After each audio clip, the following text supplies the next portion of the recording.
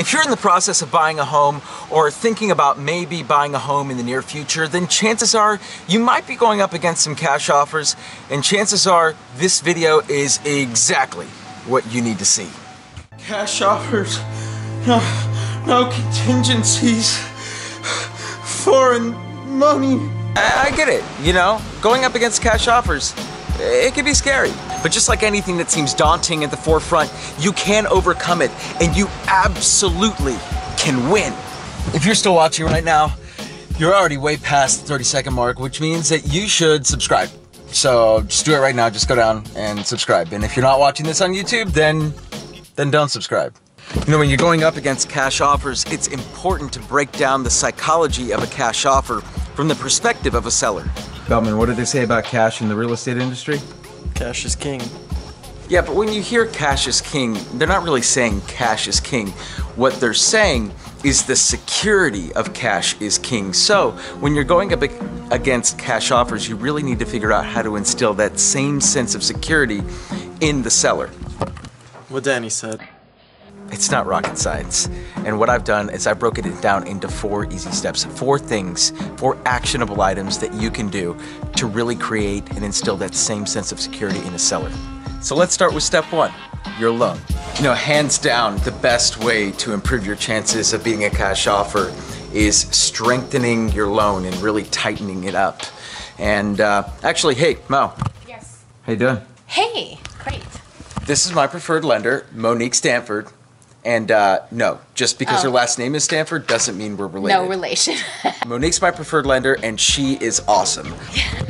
Okay, so commitment to lend means that the loan itself has already been sent to the underwriter as a to be determined. So not all lenders actually offer that service to their clients. We do at Home Services Lending. So isn't that good? So that means that the borrower is completely credit approved. They've already reviewed their income, they reviewed their credit, they meet all the standards, minimum standards for trade lines and reserve requirements. And so the only thing you have to do at that point is get the property approved, right? So with a great realtor like Danny reviewing the preliminary title report before you make the offer, for asking to see all the disclosures before they make the offer, and actually sometimes going over the disclosures with your lender in advance is a cool thing to do, right? So that then you can make that offer with no loan contingencies because everything has been reviewed. Watch for the appraisal. Make sure that the borrower can come up with the additional cash if the appraisal happens to come in low. But that's the only thing that you want to watch out for in this market. So definitely want to get that commitment to lend or a full underwrite by a very good loan officer to make sure that you can go in there with no loan contingencies. So doing what Monique just talked about there solidifies your standing with the bank, right? They have fully committed at that point to giving you the loan. And because they've fully committed to doing that, you can come in without your loan contingency, right? I think it's very fitting that we're talking about cash offers and it's pouring rain today. Don't be sad. You shouldn't be sad that you're going up against cash offers. Be excited. See, when a seller receives a cash offer, it's basically like the buyer coming in with a briefcase full of cash, right? But now that the bank has fully committed to giving you the loan, it's like the bank is standing right next to that cash buyer with their briefcase full of cash, right? So it's the same thing. If you don't have to go through the underwriting process with the bank, which is what you typically need your loan contingency for, then the bank has already given that green light, right? They've already said, we are giving you the money. Seller, take the money, right? And so at that point, it doesn't really matter where the funds are coming from. It comes from a briefcase or the bank or whatever. At that point, that added level of security should be there for the seller. Another thing to consider is that cash offers typically offer quick closes. You see, the majority of the escrow period, right, what's traditionally a 30-day escrow, the majority of that time is actually waiting for the bank to process the loan. I keep on waiting for my loan to close. Oh, I keep on waiting for my loan to close. But when the bank fully commits to lending, then the process usually takes about 2 weeks, right, Mo? 2-ish 2 weeks. weeks to 15 to 21 days to close. Once the commitment is issued.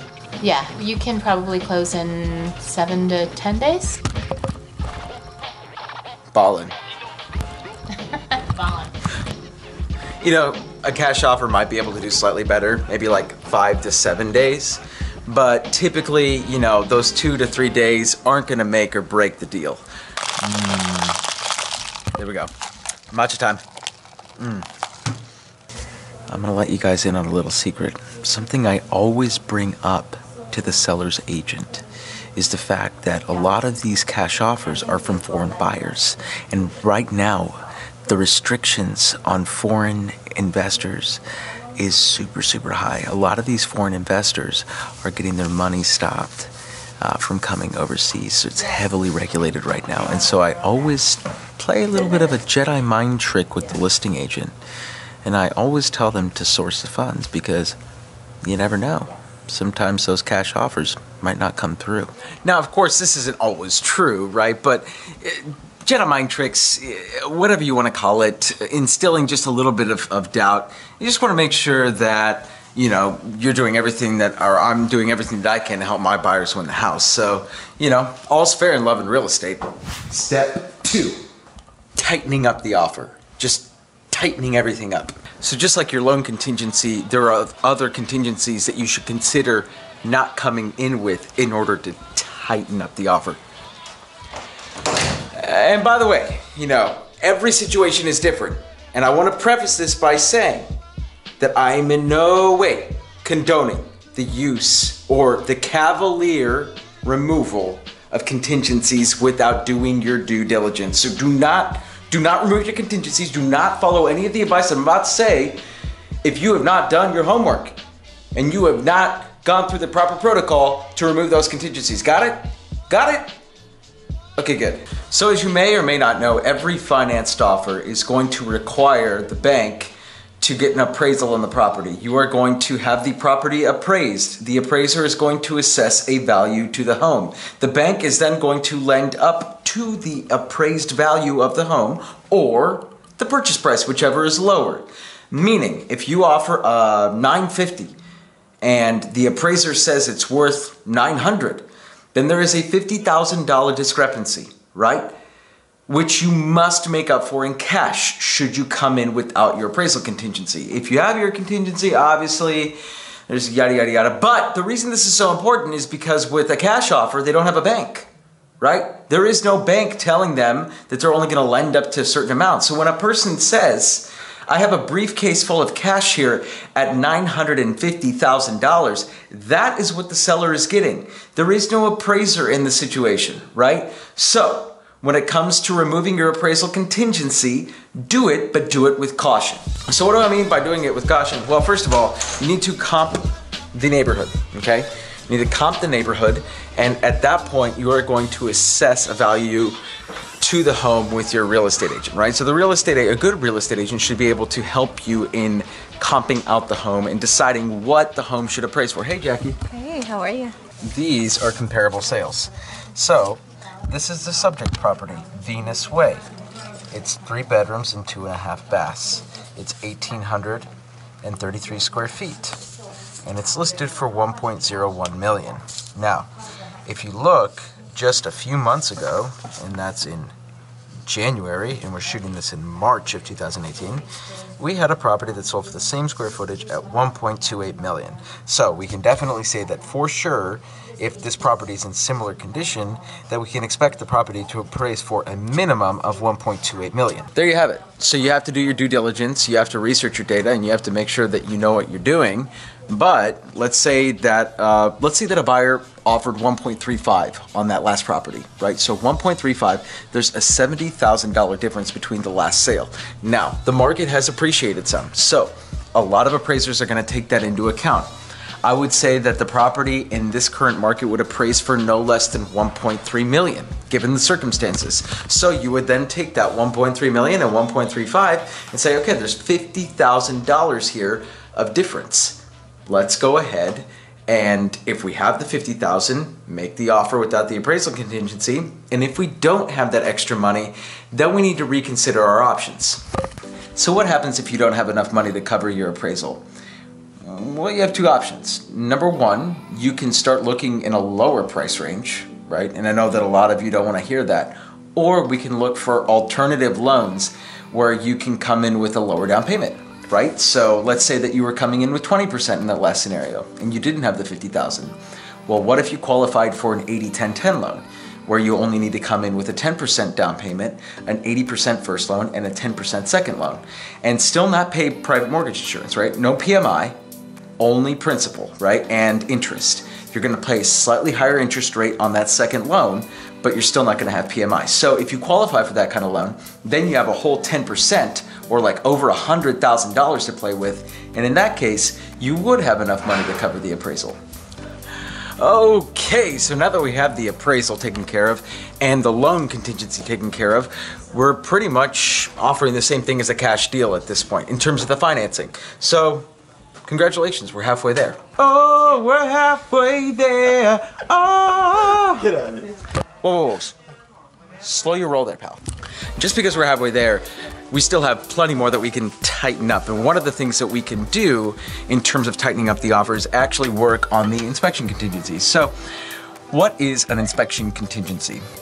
One of the things that we haven't talked about yet are the inspections. And depending on the situation, the seller may or may not opt to do inspections right here in Silicon Valley. A lot of sellers are opting to do that, but in like normal world, usually sellers don't get inspections. So depending on your situation, you may or may not have a full set of inspection reports to deal with before you actually make an offer on a property. I am not in any way endorsing you to purchase a property without doing inspections. All I'm saying is that if you have a full set of inspection reports, you may want to consider using those, because if another buyer has those at their disposal, they're probably just going to use those inspections. So rely on your own intuition, review the reports, and let's face it, you can generally tell like the good reports and the not good reports just by like looking at them. Like some of them look shady, and some of them look legit. So you'll know the ones that are legit pretty much based on your own intuition and gut feel. And an experienced agent in the area will also know the good inspectors, and they will know the not good inspectors. Yikes. Okay, Danny, but like what if we don't have inspection reports? Are you telling us to just go in blind and not do inspections? Not at all. So here's the thing. If you do not have inspection reports at your disposal, my experience generally is that if there are no inspections available on the property, that all buyers will generally opt to do inspections. So you're not going to go up against some crazy people that just don't do inspections. So most of the time, if you don't have inspection reports, then what you want to do is come in with as short of an inspection contingency as possible. So a traditional inspection contingency could be anywhere from 14 to 21 days. That's a long time.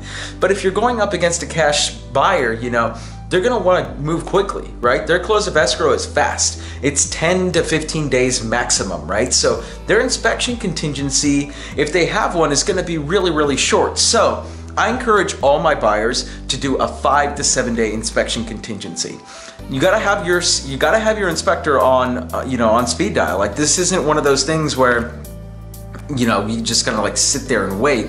The inspector should be out there like literally the day after you get into escrow. So 5 to 7 days, inspection contingency, get them in, get them out, review the reports, check it. If it's good, count it in the foul. If it's not good and there's like structural issues, then like, thank God you got that inspection done. Step 3, work with an aggressive team of professionals. Look at these aggressive people over here. Can't you just see the aggression seething from their mouths, from their eyes, in their faces? Look at that. This is aggression. It's rabid out there, I know. It's crazy. It's scary. Look, it's no secret. Going up against cash offers, it's no walk in the park. That's why it's incredibly important for you to pick an agent and a lender, a team that's really going to go out there and fight for you like a tiger. Hey Jimmy, how aggressive are you? Aggressive.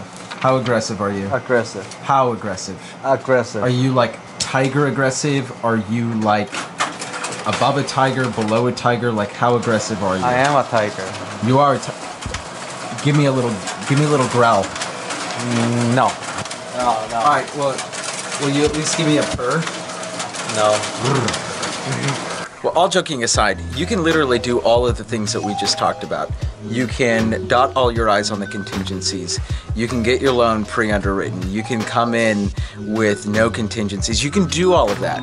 But if you do not have an aggressive team on your side, you've literally just made waste of all of the effort that you just put in. You need a team that's going to instill confidence in the seller and the seller's agent. And the only way to do that is to have an aggressive team that goes out there and really figures out what it is that the seller wants. Now, personally, I like to present all of my offers in person. And I'm not saying that you have to do that. You know, I know a lot of great agents out there that don't do that and do extraordinarily well, but you know, 75% of my buyers get their very first offer accepted. So how's that for a track record? Notice how I said you want a good agent and lender. You want a good team, not just an agent. And the reason I say lender is because the lender is part of the equation. It's their job to also reach out to the listing agent and make sure that they are totally 100% confident with your loan, right? Even if you're not coming in with a loan contingency, they still might be doubtful, right? So it's super important for the lender to give them a call and say, hey, this guy, he's legit. Hey, Scotty G. Hey. I got a quick question for you. Yes, sir. First of all, this is Scott Grant, like perpetual top 1,000 agent in the country per the Wall Street Journal. He's a badass real estate G. How's it going? Hey, Scott, I got a quick question for you. Sure, Danny. Have you ever worked with a buyer Yes. who is a financed offer and Yes. they've gone up against cash offers Yes. and your buyer's won? Yes. How did you do it, Scott? Well, you have to make sure your offer is the cleanest offer, the fewest contingencies, the most documented. It's got to be a high price. You could also do things like, you know, write nice letters to the seller, give them free rent back, make the terms better. Just do everything you possibly can to beat out any other offer. That's really what you have to do. Keep in contact with a listing agent. Make sure the listing agent lets you know how many offers there are. Find out if they're cash offers. Find out if they're financed offers. Find out what the seller wants. Does the seller need a long rent back? Do they want to leave things behind? Do they want to take things with them? Do they want to sell it completely as is? Is there anything you can do to help sweeten the offer? You got to do all your homework first before you write the offer. So you're going to know the result almost before you even write the offer if you do all your own homework. Success.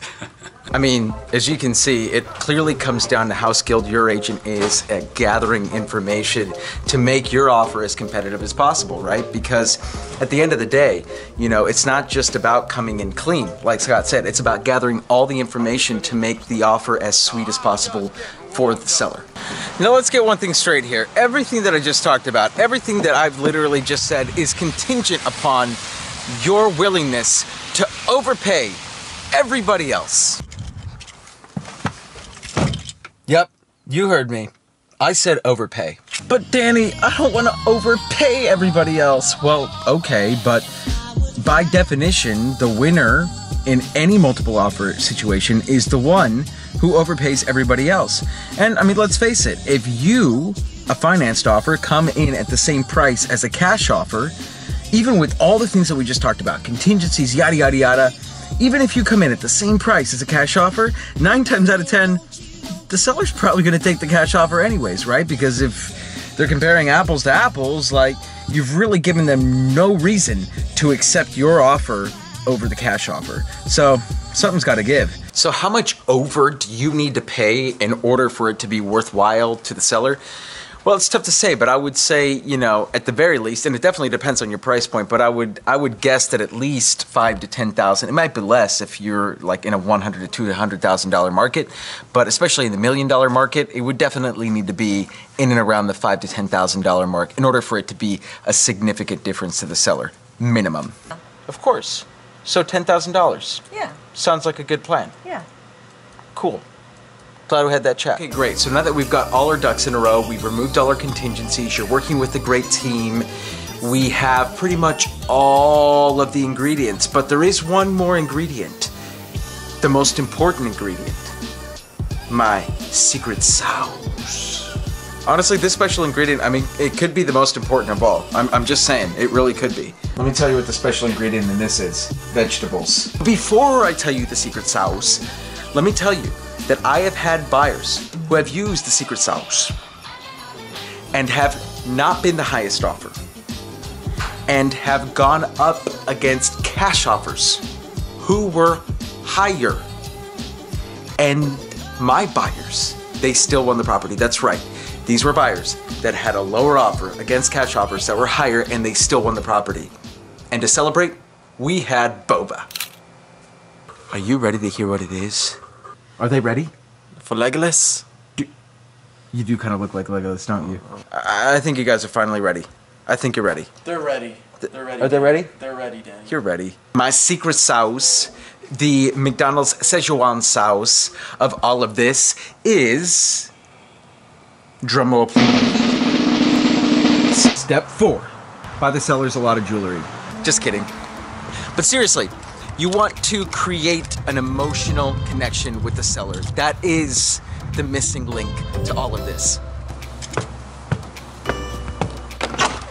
This is my chiropractor, Kevin. Hi world, I'm Kevin. Hey Kevin, I got a quick question for you. Yes. How do you create a connection with somebody that you've never met before? Eye contact. Sorry. No, but seriously, it's not rocket science. And at the end of the day, you want your agent, hopefully they're a super awesome agent and they're able to go in there and figure out, do a little bit of research on the seller and their background, and you try and find some middle ground with them, right? Some common ground. And I mean, at the very least, they are probably a family and you probably have a family or are going to start a family there, and so make it about the family if nothing else. But if you can find something that you have in common, make sure to accentuate that and make the seller aware of it. So you're probably wondering, how do you do this? How do you create that emotional connection with the seller? How do you communicate with them, right? And most of my clients actually just write a letter to the seller and include as much in that letter as they possibly can to create a connection with the seller. Dear seller, please sell me your house. I promise you my firstborn and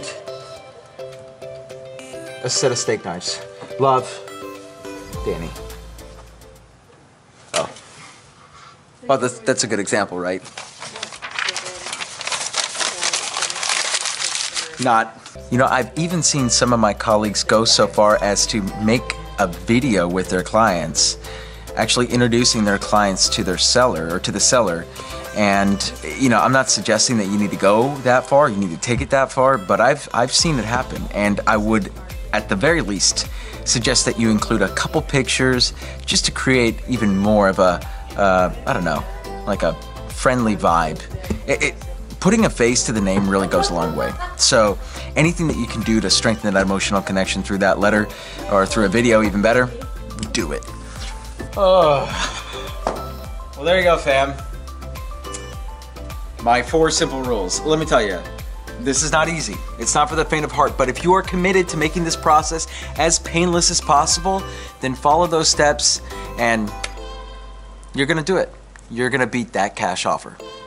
As always, guys, it's Danny Gould with the Gould team selling Silicon Valley. Say what's up, Elman. What's up, you guys? And if you guys liked the video, go ahead and click a like button down below. Love you guys. Catch y'all in the next video. Peace.